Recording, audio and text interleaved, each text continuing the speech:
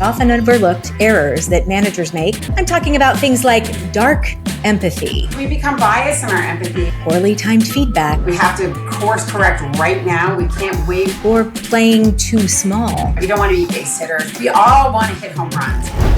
The great manager mishaps.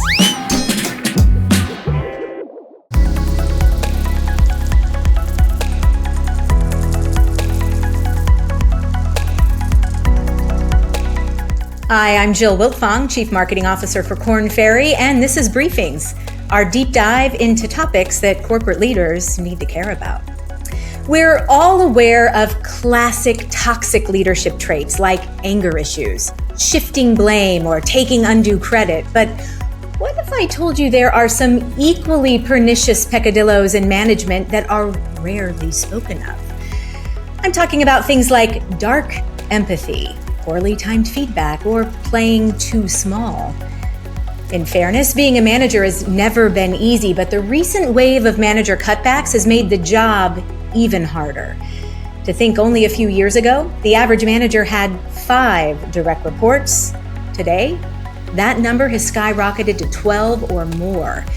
And to make things even tougher, less than half of managers receive any training prior to taking on their first leadership role.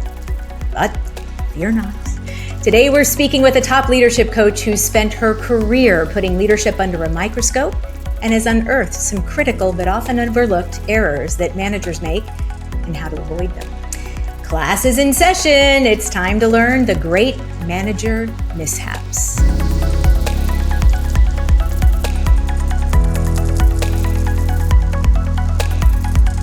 Before we start, if you're watching us on YouTube, please be sure to like, subscribe, and leave a comment to let us know your thoughts on this topic.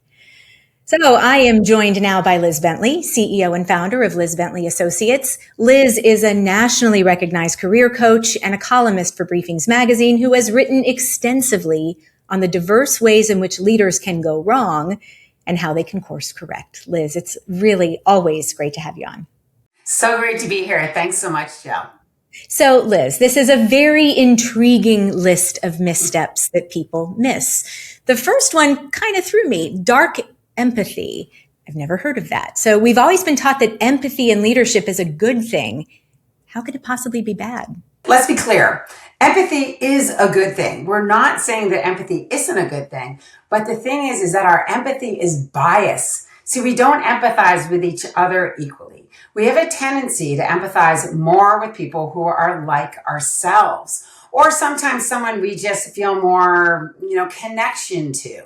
And so we become biased in our empathy, and that means we're not empathizing with other people that we should be. So it's not equal. So give me an example of how dark empathy shows up in managers and negatively affects the workplace. Rattle one off for me. Let's say I have a dominant leader who is a little more aggressive and likes action and likes his subordinates to be more direct and pushing urgency. And he or she looks at that as great because things are happening, we're working quickly, we're getting a lot done. And they'll emphasize the good parts about it and not see the bad parts about it, where maybe they're stepping on people's toes, not creating more collaboration, becoming intimidating, sometimes offending people or shutting people down. Okay, I get it. That makes a lot of sense to me. So empathy can become biased if we're not careful, and I can relate to that. You have said that the solution to get around this is to really look at all the feedback that we've been getting all along as managers. Unpack that a little bit for me. We're always getting feedback, honestly, on how we're doing. And I call it informal feedback. So we can get it in someone just saying, well, I think you don't always treat everyone fairly. Or they'll say, you're not recognizing how this is not working for them. Or, you'll get it maybe in people just, giving you negative feedback through their body language or through not inviting you to something or through, ignoring or dismissing what you're saying. So you need to be looking more clearly at what people are saying to you. You can see where your biases show up.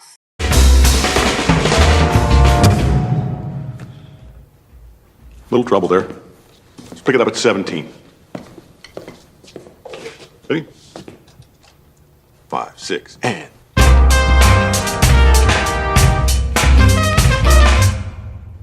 Not quite my tempo. That's a scene from the movie Whiplash where a perfectionist music conductor gives a student some instant feedback on his performance. In the business world, feedback is, of course, critical for progress. But Liz, you've written that many managers miss the memo on the importance of timing in feedback. Sometimes you say instant feedback is the right path, and sometimes it can be better to wait. So how do we know which timing is right in the moment? So sometimes we want to do it in the moment. We want to, or more quickly than others, right? So sometimes we want to just tackle it. And that's when it's critical. Like we have to course correct right now. We can't wait. We need a fix. And we're in the middle of a project or we're in the middle of something where we need someone to be aware of what's going wrong and make a change. But sometimes we need to wait. And that can be really important because first, we need to wait to get the whole picture. Sometimes we might only be seeing one side of the story and we need to go do more research. We need to do our due diligence. We need to find out what happened, talk to more people, understand the whole picture so that if we are going to give the feedback, we can give a more comprehensive view of what's going on. Another big issue that you've raised with leaders is they're completely unaware sometimes that they may have blind spots. And one of the bigger blind spots that you've seen in your work with leaders is managers taking too much ownership. Why does that happen? And frankly, what's so bad about a manager owning more of a project? Why can that get in the way? Well, it can seem confusing, right? Because as a leader, you're supposed to take ownership. Buck stops with you. But what I see happens is that people take that too far and they become too controlling. Sometimes it can turn into micromanaging, but they're over managing the people around them and not letting them rise and fall by their own account. So they're not allowing the leaders beneath them to take more ownership themselves and therefore own what goes well and what doesn't go well. But if you don't allow people the bandwidth to grow and push themselves and fail a little, they're just not going to achieve more. By definition, a blind spot is something you can't see. So what are the questions managers should be asking themselves to determine if they're truly owning too much of the work? Maybe you can't even see it. When you're owning too much of the work, you're usually exhausted because you're Okay, owning good everything. sign. So it's really just working on the spaces that you are supposed to control and not dipping outside of that. And you'll find you have much more energy, you have much more vision of what is going on, and the results will be significantly better. So we've talked about dark empathy, poor feedback timing, and blind spots as some key missteps managers miss, but there are two more. More on those after the break, so stay with us.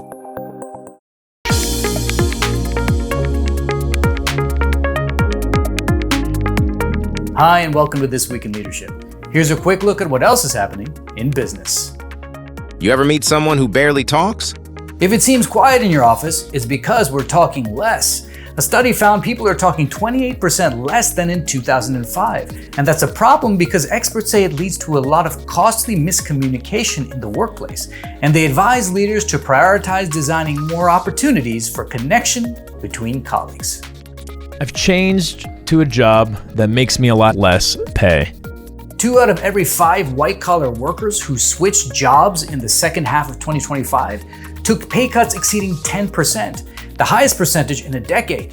Rewards consultants say it's caused by the tighter job market, leading to so-called pay recovery as firms rebalance from the steep wage increases of the Great Resignation. What would happen if a big solar storm hit Earth? And finally, here's one from the world of astronomy. We all love the sun, but the Cambridge Center for Risk Studies forecasts that the cost of solar storm damage could hit $2.4 trillion over the next few years. Don't worry, it wouldn't affect people who are protected by the atmosphere, and it would be spread over a few years, but it could take a toll on our power grids and satellite networks. For more insights from This Week in Leadership, head to kornferry.com/insights. Now back to Jill and our episode, The Great Manager Mishaps.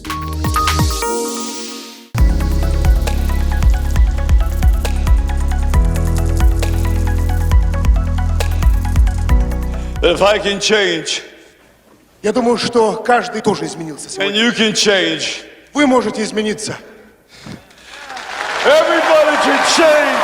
We've been talking with leadership expert Liz Bentley about the often overlooked missteps leaders make that can cause real problems in the workplace.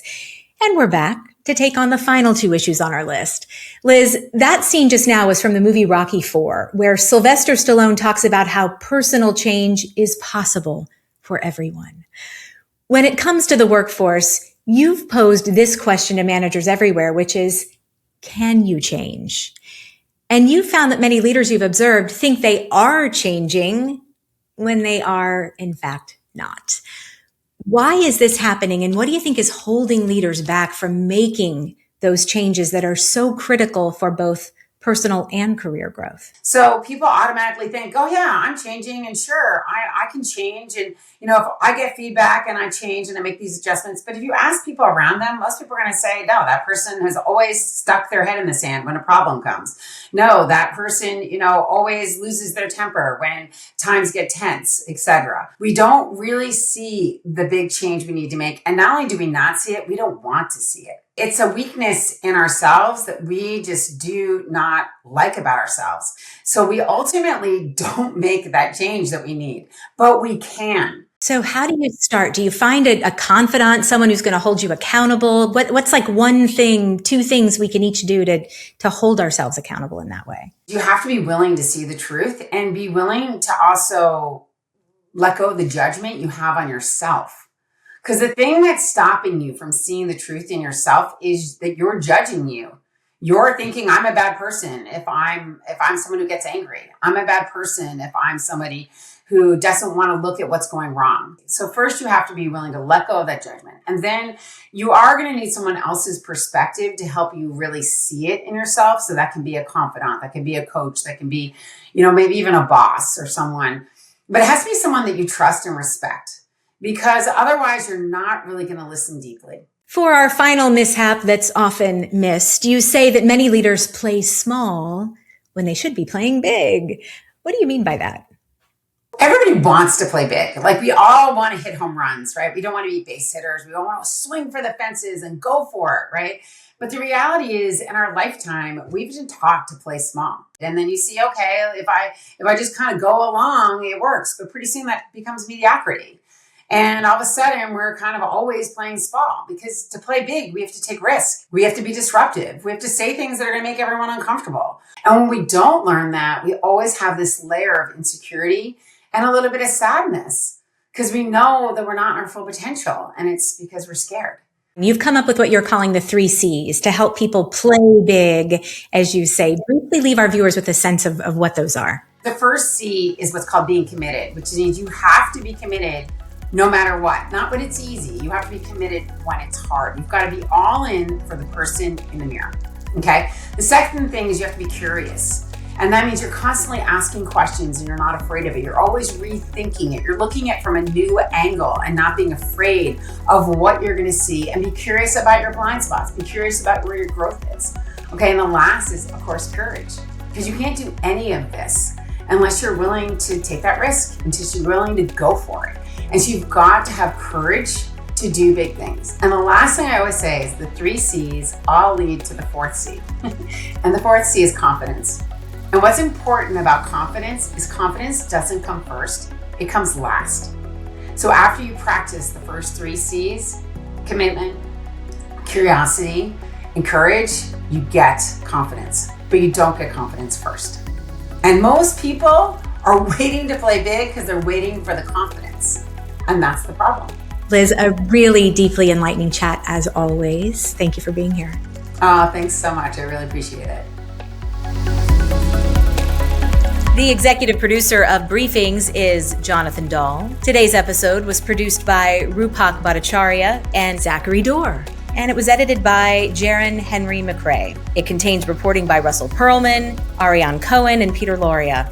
Our video segment contains original artwork by Fraser Milton, Haley Kennel, Jonathan Pink, and Sasha Kotschik. And our web operations are managed by Ed McLaurin. Don't forget to read our magazine, available at newsstands and at kornferry.com/briefings. That's it for Korn Ferry Briefings. I'm Jill Wiltfong. See you next time. I have a little hair that is like just blowing around. Me too.